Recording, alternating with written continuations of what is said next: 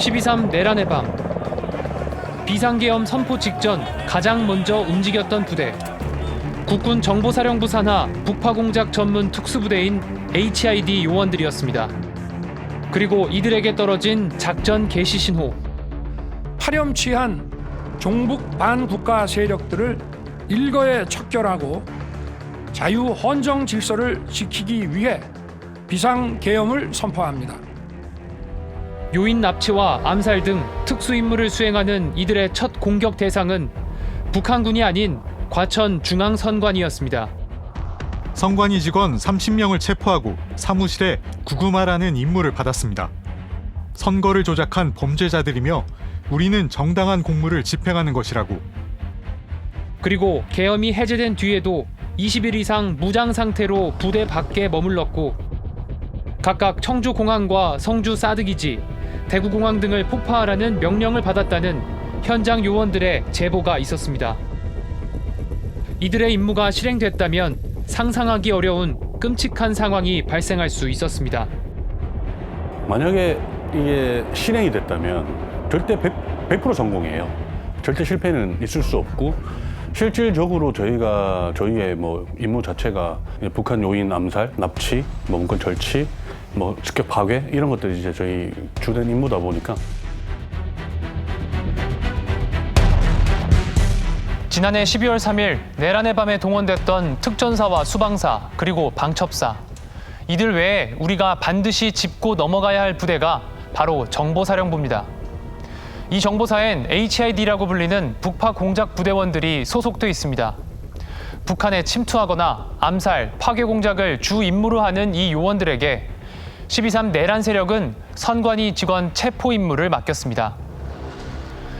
스트레이트는 실제로 선관위 직원 체포 명령을 받았던 현직 HID 요원들의 검찰 진술서, 그리고 전직 HID 요원들의 증언을 통해 내란 당시 이들이 맡았던 임무를 자세히 분석했습니다. 작년 12월 3일 밤 9시 30분, 계엄이 선포되기 1시간 전, 경기도 판교 정보사 100여 단 사무실에선 선관위 직원 체포를 위한 사전 준비가 진행 중이었습니다. 당시 소집된 정보사 요원 36명 가운데는 HID, 즉 북파공작 요원 5명도 포함돼 있었습니다.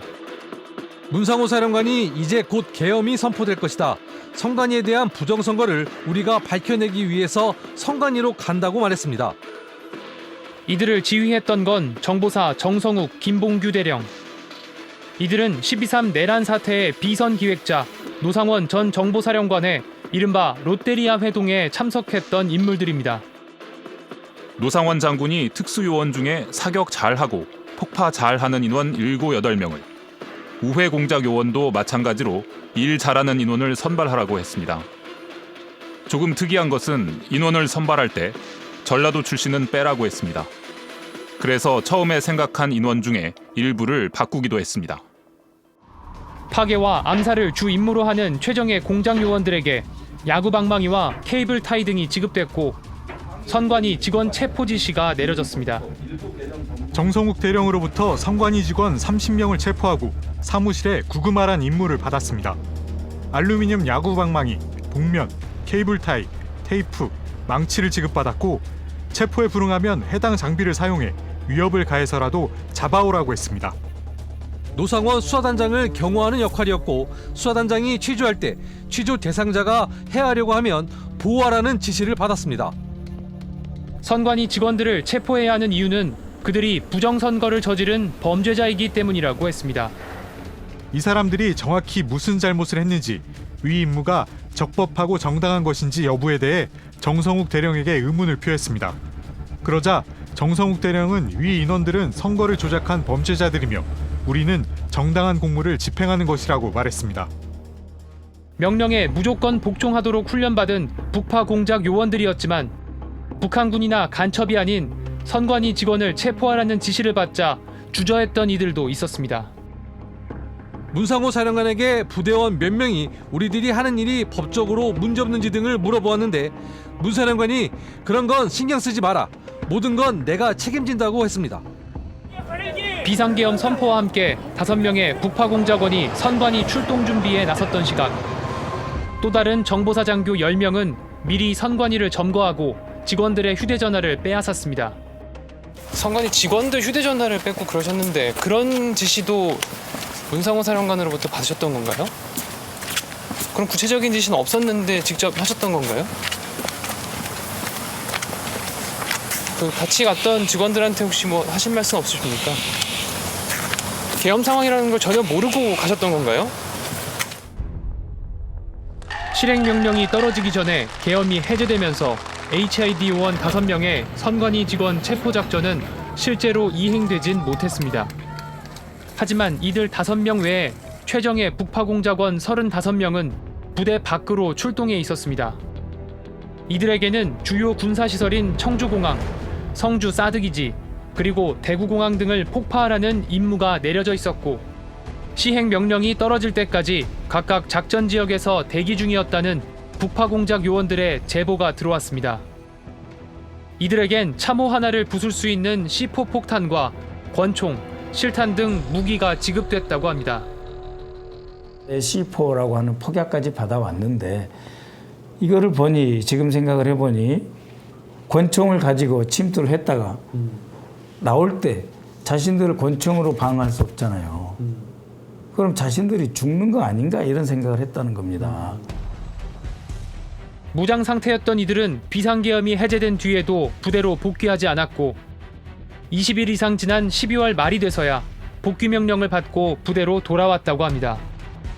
모두 실제 명령을 받고 출동했던 HID 요원의 제보 내용이라고 합니다. 폭약하고 권총만 가지고 어떤 임무가 내려올지 모르지만 너무 두렵다, 불안하다. 그러니까 공개적으로 그러한 임무를 지시받은 사람들, 인원들은 빨리 철수해라라고 하는 것을 공개적으로 발언을 해서 자신들의 상부선이 지시를 해서 부대 복귀를 시켜달라. 그런 요청이 있었고요. 한 2, 3주 지나서 다시 이제 연락이 왔는데 복귀했다라는 연락을 받았습니다. 전직 HID 요원들은 만약 계엄이 해제되지 않았다면 결국은 이 무시무시한 명령은 그대로 이행됐을 거라고 입을 모으고 있습니다. 주어진 임무는 무조건 절대 복종하게끔 되어 있기 때문에 이런 절대 충성, 절대 복종하는 이제 섭리를 그런 장교들은 너무 잘 알죠. 특히 그런 이제 노상원 전 이제 사령관 같은 경우는 너무너무 잘 알죠. 국민들이 기억할 수 있는 결과까지 발생하지 않았겠나 하는 우려는 저는 개인적으로 해봅니다. 위에서 명령하면 어떤 수단과 방법을 가리지 않고 명령을 완수하라는 게 저희들 부대의 목표입니다. 12.3 내란 세력은 왜 그동안 쿠데타에 동원된 적 없던 북파 공작 요원들까지 끌어들였을까? 그 해답은 내란 비선 실세였던 노상원 전 정보사령관의 수첩으로 짐작할 수 있습니다. 북접촉, 북직진, 북의 침투로 인한 일제정리 방법, NLL 인근에서 북의 공격을 유도, 북한과의 무력 충돌 유도를 가리키는 표현들이 지속적으로 등장합니다. 최정예 북파공작원들이 국내 주요 시설을 폭파하면 이를 북한의 소행으로 거짓 발표하거나 직접 북한의 무력 도발을 유도해 비상계엄 유지의 명분으로 삼았을 거라는 걸 어렵지 않게 짐작할 수 있습니다. 계엄을 하려면 북한의 도발이 존재해야 되고 그리고 어찌됐든 남북이 군사적 충돌이 일어나야만이 계엄의 어떤 전제가 되는 거거든요. 작년 12월 3일 밤 동원됐던 약 1,600명의 병력 가운데 정보사령부 인원은 북파공작 요원들을 포함해 불과 수십 명이었습니다. 하지만 정보사는 엄청난 파괴공작 능력을 갖춘 HID 요원들은 물론 최고의 대북 첩보력을 보유하고 있습니다. 우리 군의 막강한 핵심 전력인 만큼 잘못 사용될 경우 그 피해는 상상조차 하기 어려운데요. 다시는 내란에 동원되지 않도록 대책이 시급한 상황입니다. 정보사령부 산하 북파공작부대 HID, 대북 첩보 수집과 요인 납치, 사살 임무 등을 수행합니다. 저희는 제압이 없어요. 저항을 못하는 상태로 만드는 거네요. 임무 중에 누군가를 조우한다고 하면 대상이 누구겠습니까? 북해군이겠죠. 그럼 그 사람들을 제압을 해서 뭐 제압을 한다는 건 의미가 없겠죠. 그렇게 되면 결국은 우리가 노출되는 건데. 주요 임무는 건물 파괴, 요인 암살입니다. 경호등 방어 임무는 하지 않고 오로지 공격 임무만을 수행합니다. 우리의 임무 대상자에 제3국은 없습니다. 오로지 북한에 대한 임무입니다. 극한의 훈련, 명령의 절대 복종. 인민군복을 입고 북한말을 쓰는 교육을 받기도 합니다. 모든 교육을 북계군식으로 받고 뭐 이렇게 뭐 제식 훈련이나 생활이나 이런 것들을 다 북한에 언제든지 침투해서 임무 수행 갈 수 있게끔 해야 되기 때문에. 작전 대상은 오로지 북한. 존재 자체가 기밀인 부대. 은밀하게 활동해야 하는 특성상 한국전쟁 직후부터 정보부대 산하에 배치됐고, 지난 1990년대 정보사령부가 창설될 때부터 정보사에 소속됐습니다. 정부는 공식적으로 이들의 실체를 인정하지 않습니다. 기한을 하다가 지뢰를 발란 거예요. 그 이튿날 시신을 인계를 하는 북한 군들이 와가지고 너희들 거 가져가라 했을 때에 대한민국 정부는 NO. 우리 군이 아니다. 네. 비상계엄에 동원된 정보사 요원들을 선발한 정성욱 대령은 검찰에 제출한 진술서에서 공작 업무는 평시에 수행하기 때문에 이를 거부한다면 정보 수집이라는 임무 자체를 수행하는 것이 불가능하다. 본인이 포위되거나 위험에 처하게 될 수 있음을 알고 있지만 임무 완수와 상관의 명령에 복종하게 교육을 받고 생활화되어 있다고 밝혔습니다. 공식적으로는 존재하지 않는 부대인 만큼 주한미군의 눈을 피해 또 한미연합사령부의 통제를 피해 은밀하게 움직일 수 있습니다. 12.3 내란 세력은 바로 HID 부대의 이런 특성을 이용하려 했던 걸로 분석됩니다. 군들은 이제 한미 연합 체계에서 움직이는 거고 합참이 작전 지휘권을 갖고 있잖아요. 근데 이제 정보사는 달라요. 네, 저희는 이제 VIP의 오더에 의해서 바로 실행을 합니다. 주적인 북한을 향해서 이렇게 키워지고 만들어지고 하는 곳이 저희다 보니, 그리고 저희는 뭐 그런 뭐 한미연합사 오더가 없습니다. 정보사령부는 이들 HID 북파공작원들 외에 우회공작 요원들도 보유하고 있습니다. 우회공작 요원, 영화 공작에서 묘사된 것처럼 대북 첩보 수집뿐만 아니라 신분을 위장해 북한 측 인사와 접촉하거나 다양한 대북 공작, 이른바 스파이 활동을 하기도 합니다. 정보사가 보유한 또 하나의 부대, 지리공간 정보여단은 미군 위성자산으로 북한 군부대와 김정은의 행적을 실시간 밀착 감시합니다. 이런 막강한 파괴력과 대북 정보력을 보유한 만큼 정보사 전력이 올바르지 못한 목적에 동원될 경우 그 피해는 상상하기 어려울 만큼 끔찍할 수 있습니다.